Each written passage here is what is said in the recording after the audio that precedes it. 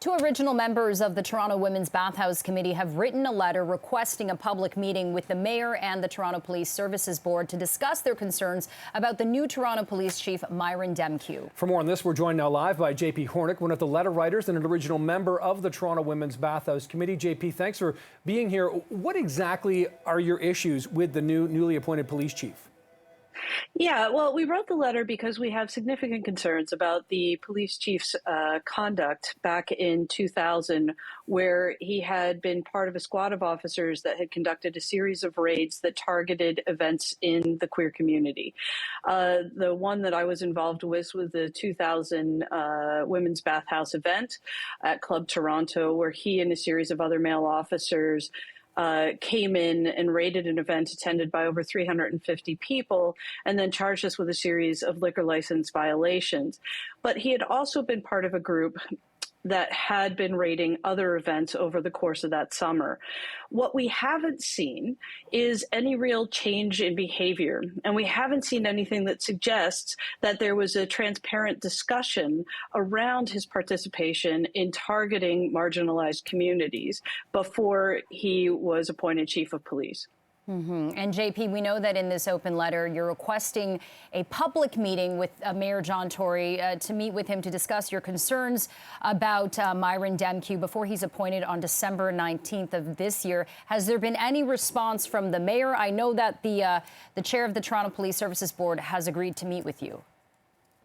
Right. So when we wrote that letter, it was just two of us. And within a few days, over 500 members of various communities and organizations also signed on to express similar concerns about this appointment process. We want to make sure that it's transparent, that it's open, that these folks who have been over-policed in many respects have a chance to actually have their voices heard and to explore how this decision was made after a 2-year process to end up with someone who is both an internal candidate and has this troubling history within these various communities. So we wanted a public meeting.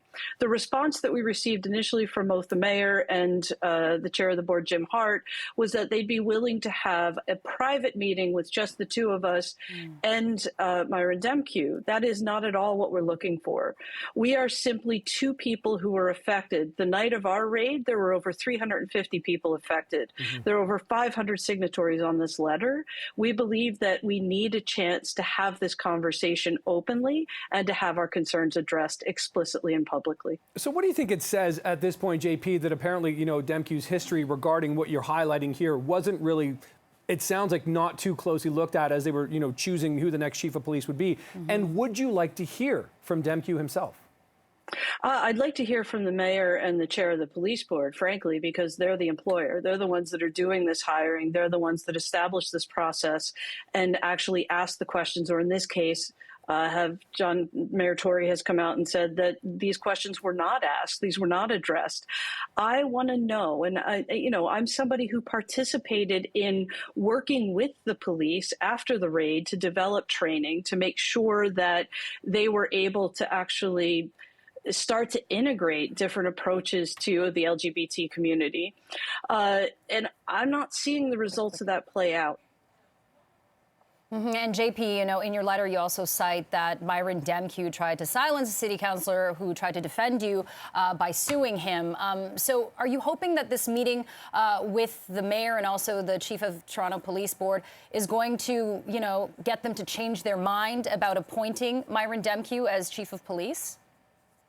I'd like to hear what they have to say. I mean, this is a group of officers who are willing to sue a city councillor, Kyle Ray, who made, I think, reasonable commentary on their actions during the course of that raid. So this is a willingness to circumvent democracy, to circumvent democratic process. And I want to hear how this is going to be addressed in the selection process, and also what, the current interim chief has, or the appointed chief has to say about his history with this community. This isn't about meeting with the chief and looking him in the eye and getting a sense of what's in his heart.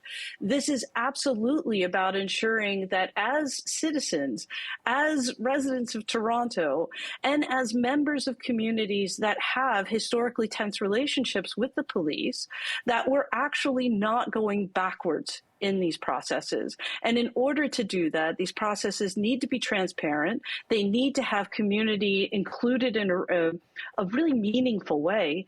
And then we can talk about how we're going to move forward to those next steps. Okay, JP Hornick, one of the original members of the Toronto Women's Bathhouse Committee, thanks so much for your time this afternoon. Appreciate it.